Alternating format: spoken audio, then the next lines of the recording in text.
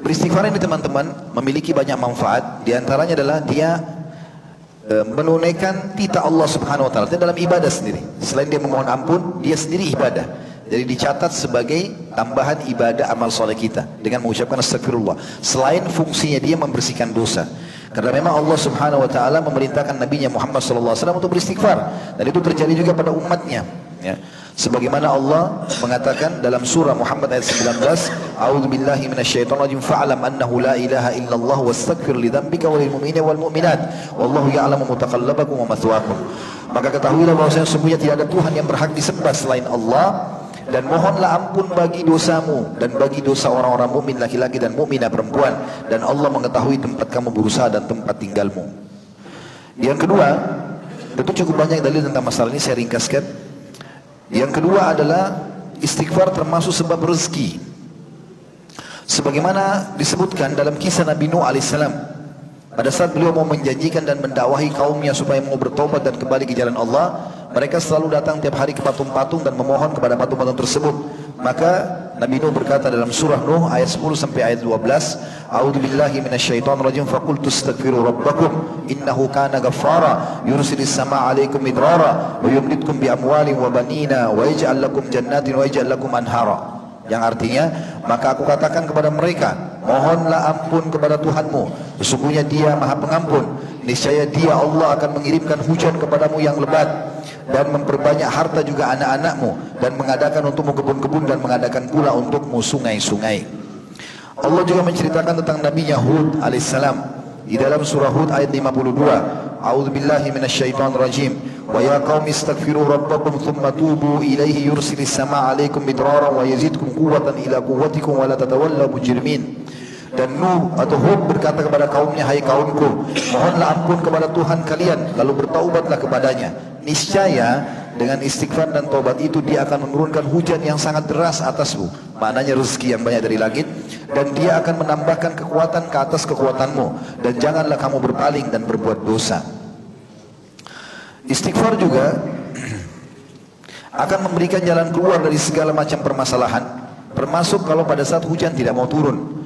Disebutkan dalam sebuah riwayat bahwasanya Umar bin Khattab radhiyallahu anhu di zaman khilafahnya beliau pernah terjadi peceklik. Lalu kemudian beliau mengajak manusia untuk sholat istisqa, minta turun hujan. Lalu kemudian beliau memperbanyak istighfar. Lalu setelah itu beliau bubarkan, setelah memohon ampun bubarkan. Lalu ada orang-orang yang bertanya, wahai Amir Mukminin, kenapa anda tidak memohon turun hujan? Maka kata Umar, aku telah memohon hujan dengan hal yang terbaik yang bisa mengundang hujan itu, yaitu istighfar. Lalu beliau membaca firman Allah tadi, mohonlah ampun kepada Tuhanmu, sesungguhnya Dia Maha Pengampun, niscaya Dia akan mengirimkan hujan kepadamu yang lebat. Juga kata Nabi SAW, man akthara istighfara ja'alallahu lahu min kulli dhiqin makhraja wa min kulli hammin faraja wa razaqahu min haitsu la yahtasib. Siapa atau barang siapa memperbanyak istighfar, jadi banyak, bukan 1-2 kali, tapi rutin lisannya mengucapkan itu. Ya, kalau bahasa saya biasa di pengajian, 2 kalimat zikir ini luar biasa. Alhamdulillah, astagfirullah. Ini luar biasa. Alhamdulillah memperbanyak nikmat, istighfar mengampuni dosa. Ini kalau sering kita ucapkan luar biasa, tanpa lagi ada perhitungan. Ya. Kalau perlu tidak ada lagi jumlahnya. Seperti Ibnu Taimiyah tadi mengatakan, beliau mempunyai masalah yang sangat berat, lalu beliau beristighfar sampai 1000 kali, dan akhirnya Allah SWT berikan jalan keluar dari permasalahannya. Hadis ini bermakna barang siapa memperbanyak istighfar, niscaya Allah akan menjadikan untuknya jalan keluar dari setiap kesempitan dan kelapangan dari setiap kesedihan, dan Allah memberinya rezeki dari arah yang tidak disangka-sangka. Hadis ini hadis sahih riwayat Imam Ahmad. Istighfar yang banyak dibaca juga menyebabkan menjadi masuk ke dalam surga. Sebagaimana sudah kita sebutkan tadi hadis tentang Sayyidul Istighfar, hadis sahih riwayat Bukhari. Ya, Allahumma anta rabbi la ilaha illa anta khalaqtani, sampai akhir sudah kita bacakan tadi. Kata Nabi SAW, siapa yang baca di pagi hari ikhlas dan yakin dalam hatinya tentang istighfar ini, maka kalau dia meninggal sebelum sore hari dia pasti masuk surga. Kalau dia baca malam hari, yakin dalam hatinya. Dalam hadis ini dikatakan mungkin, ya, dia harus yakin dalam hatinya. Wa huwa muqinun biha, dia yakin dengan kalimat istighfar atau saat istighfar ini, maka dia ucapkan malam hari. Kalau dia meninggal sebelum pagi hari, dia pasti masuk ke dalam surga. Yang keempat, istighfar akan memaafkan semua dosa-dosa asal diucapkan dengan ikhlas, sebagaimana Allah menjelaskan dalam surah Al-Imran ayat 135. A'udzubillahi minasyaitonirrajim, walladzina idza fa'alu fahishatan aw dhalamu anfusahum dzakarullaha fastaghfiru lidzunubihim wa may yaghfiru dzunuba illallaha wa lam yusirru ala ma fa'alu wa hum ya'lamun. Dan juga orang-orang yang apabila mengerjakan perbuatan keji atau dosa atau menganiaya diri mereka sendiri, mereka ingat pada Allah. Makna, sebagian ulama tafsir mengatakan maknanya kalau ada orang berbuat dosa sementara ada iman walaupun kecil dalam hatinya, Allah akan buat dia punya rasa penyesalan atau khawatir. Itu namanya menganiaya diri. Dia berhenti, maka ingat kepada Allah, lalu memohon ampun terhadap dosa-dosa mereka. Dan siapa yang dapat mengampuni dosa selain Allah? Dan mereka tidak meneruskan perbuatan keji itu sedangkan mereka mengetahuinya. Juga Allah memastikan dalam surah An-Nisa 110, siapapun yang beristighfar Allah akan terima selama dia ikhlas. Kata Allah SWT, a'udzubillahi minasyaitonir rajim, wa may ya'mal su'an aw yadhlim nafsahu thumma yastaghfirillah yajidillahu ghafurar rahima. Barang siapa yang mengerjakan kejahatan dan menganiaya dirinya, kemudian ia memohon ampun kepada Allah, niscaya mendapati Allah Maha Pengampun lagi Maha Penyayang. Teman-teman di sini yang hadir, mudah-mudahan tidak ada. Tapi kalau ada yang sedang menghadapi masalah tidak selesai-selesai, atau ada orang yang mengganggunya juga tidak selesai-selesai, maka istighfar saya kata kunci. Gak usah repot menghabiskan waktu untuk mengurus mereka. Kecuali dalam keadaan darurat. Kalau tidak sudah biarkan saja. Kita beristighfar kepada Allah SWT. Mungkin ada sebab dosa kita tidak tahu, dan Allah mau bersihkan sebelum di akhirat. Itu jauh lebih baik daripada di akhirat kita dihisab. Mungkin di dunia hanya dengan sakit 3 hari, mungkin hanya karena ada yang digibah sekian hari, mungkin hanya karena hilang sebuah benda, mungkin yang masih bisa diganti dengan dia. Lebih baik daripada dia dihukum oleh Allah SWT pada hari kiamat. Maka perbaiki hubungan sama Allah, Allah pasti akan perbaiki hubungan dia dengan makhluk.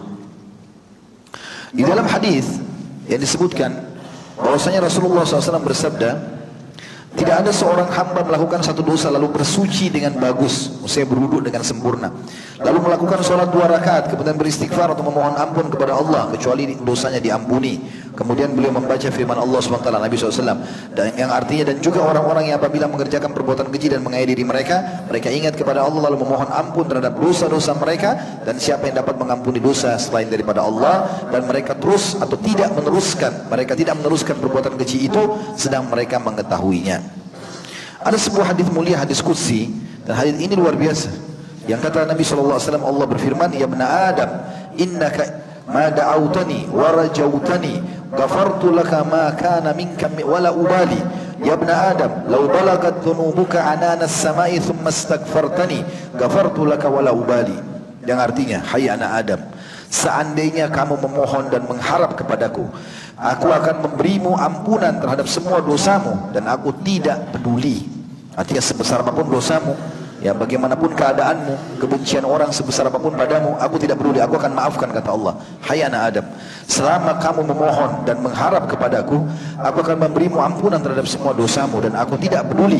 Hai anak Adam, andai dosa-dosamu mencapai langit, kemudian kamu memohon ampun kepadaku, niscaya aku akan mengampuni dan aku tidak peduli.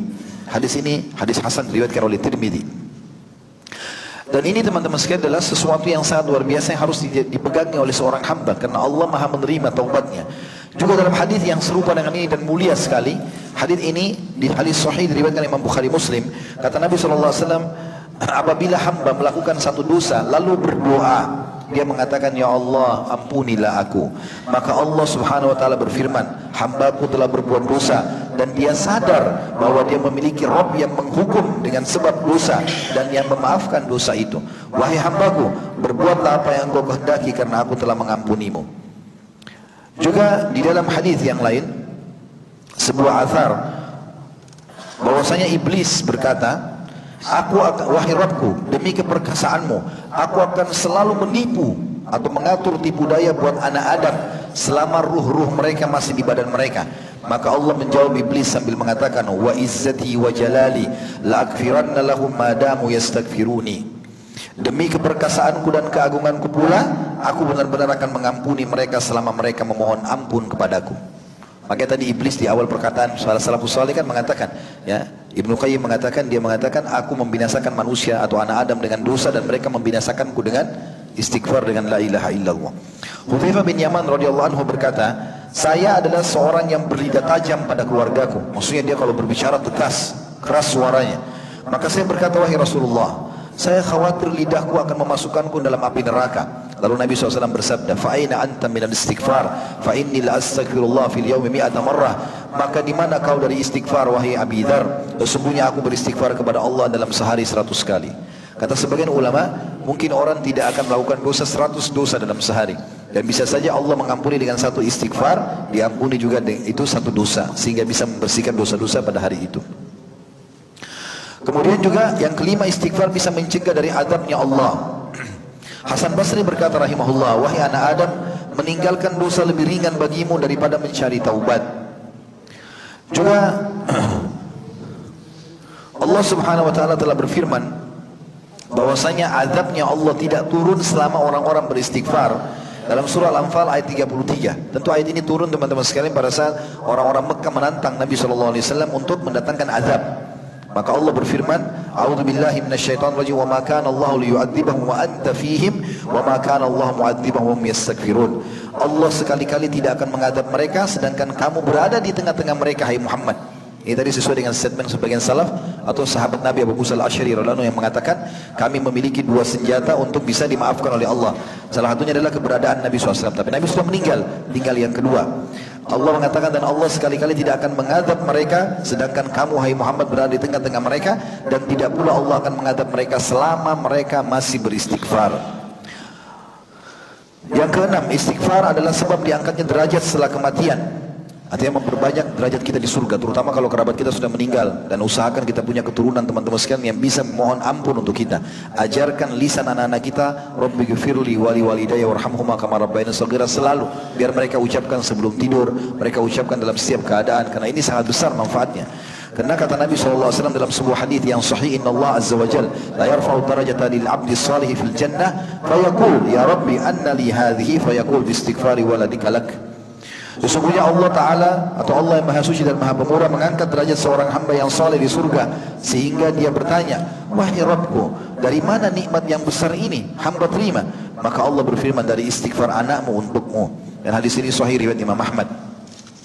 Juga sabda Nabi SAW yang hadis yang masyhur, kalau mati atau anak Adam telah meninggal dunia, maka amalnya akan terputus kecuali dari tiga: sedekah jariah, ilmu bermanfaat, atau anak soleh yang selalu mendoakannya. Masuk dalamnya adalah beristighfar untuknya. Hadis sahih riwayat Imam Muslim.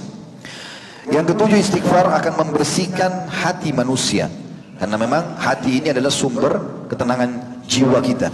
Kapan hati seseorang tenang? Biar dia tinggal di gubuk yang kecil, biar makannya hanya sedikit makanan atau makanan bekas, dia akan merasa dunia ini luas bagi dia. Ada orang makanannya mewah, kendaraannya mewah, rumahnya mewah, tapi merasa sempit semuanya karena banyaknya dosa dalam hati. Kalau hati ini sudah suci dan bersih, maka semuanya terasa lapang. Dan itu disebabkan salah satunya adalah istighfar. Sebagaimana sabda Rasulullah SAW, Innal mu'mina idha adnama dhanban kanat nuqtatun sawda'un fi qalbih, fa in taba wa naza'a wastaghfara suqila qalbuhu minha, fa in zada zadat hatta taglufa qalbuhu, fadhalika ar-ranu alladhi dzakarahu Allah fi kitabih kalla barrana ala qulubihim ma kanu yaksibun. Yang artinya, sesungguhnya apabila seorang mukmin melakukan satu dosa, maka diberikanlah titik hitam dalam hatinya. Jika dia bertobat dan meninggalkan dosa itu serta beristighfar, maka bersihlah hatinya tadi.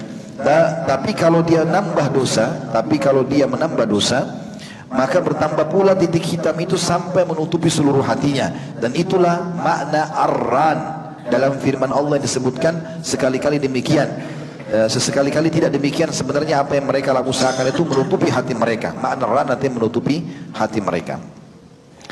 Yang kedelapan, istighfar menjadi penyebab datangnya rezeki yang luas, baik harta, keturunan, dan juga masuk dalamnya diangkatnya segala macam permasalahan atau penyakit. Sebagaimana Allah berfirman dalam surah Nuh, tadi sudah kita bacakan surah ini 3 ayat 10, 11 dan 12. Nabi Nuh berkata kepada kaumnya, A'udzubillahi minasyaitonir rajim, faqultu astaghfiru rabbakum innahu kana ghaffara. Aku berkata kepada mereka, mohonlah ampun kepada Tuhanmu, sesungguhnya Dia Maha Pengampun. Maka manfaatnya, yursilis sama alaikum midrara, Dia akan kirimkan untuk kalian hujan yang deras. Karena hujan kalau turun, tumbuh-tumbuhan akan subur, hewan-hewan akan sehat, semuanya akan bersih di muka bumi ini karena air hujan itu.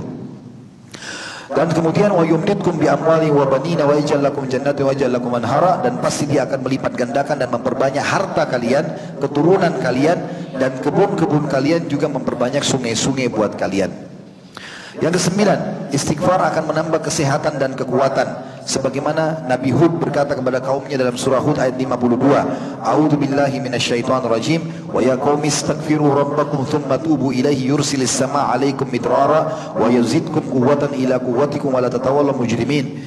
Dan dia Hud berkata, hai kaumku, mohonlah ampun kepada Tuhan kalian dan bertobatlah kepadanya. Pasti atau niscaya Dia Allah akan menurunkan hujan yang sangat deras untuk kalian, dan Dia pasti menambahkan kekuatan atau kesehatan kepada kekuatanmu, dan janganlah kamu berpaling dan berbuat dosa.